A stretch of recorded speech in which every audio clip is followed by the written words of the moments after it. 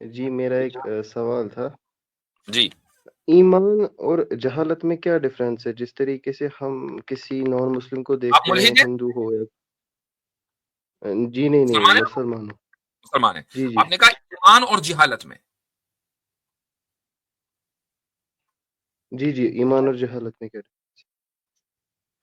مطلب ان دونوں میں ان دو یہ سوال کیسا ہوا؟ میں سوال کا سینس نہیں میرے سمجھ پا رہا ہوں. سر میرے ہاں تھوڑا میرے سوال کہنے کا مطلب فار ایگزامپل کوئی ہندو ہے سر، اس کو بھی اپنے جیسے خداؤں پہ وہی ایمان ہے نا، جس ہوں طریقے سے ہمیں مطلب اللہ تعالیٰ پہ، ہوں تو مطلب ٹھیک ہے. ڈفرینس کیا رہی مطلب ان کے یقین میں اور ہمارے ایمان میں؟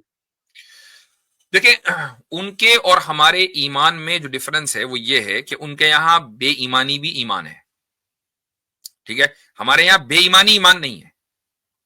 آپ کسی ہندو سے پوچھیں کہ بھائی میں خدا کو مانتا نہیں ہوں، میں پھر بھی ہندو ہوں، کہنے لگا آپ بھی ہندو، نو ٹینشن. ایک آدمی کہے کہ میں ایک مانتا ہوں، میں ہندو ہوں، کہنے لگا آپ بھی. ایک آدمی کہے میں 100 خدا کو مانتا ہوں، کہ نہیں آپ 100 کروڑوں کو مانے، نو ٹینشن. تو آپ بے ایمانی بھی ایمان بن گئی نا. جی جی مطلب میں نے اسپیسیفکلی ہندوؤں کو نہیں کہا، مطلب کوئی بھی نان مسلم اگر ہو ایسے۔ چونکہ آپ نے ہندوؤں کے لیے اس لیے میں نے کہا کہ ان کے یہاں تو بے ایمانی بھی ایمان ہے، ہمارے یہاں ایمان ہی ایمان ہے.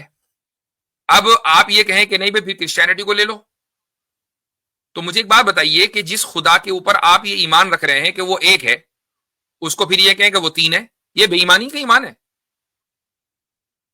ہوں، بھئی یہ تو وہ ایک ہے یا 3 ہے، وہ یہ دونوں چیزیں کیسے صحیح ہو سکتی ہیں؟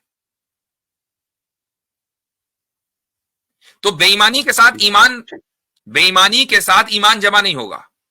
ہاں جہالت کے ساتھ ہو سکتا ہے. جہالت کا مطلب یہ نہیں ہے کہ اگنورینس، یعنی بالکل ایک آدمی کو کچھ دنیا میں بتانا ہو. جہالت کا مطلب یہ ہے کہ جتنا ہمیں خدا نے بتا دیا ہم اتنا ہی جانتے، اس سے زیادہ نہیں جانتے، اس سے زیادہ نہ جاننا. خدا کے مقابلے میں ہمارے اندر جہالت ہے.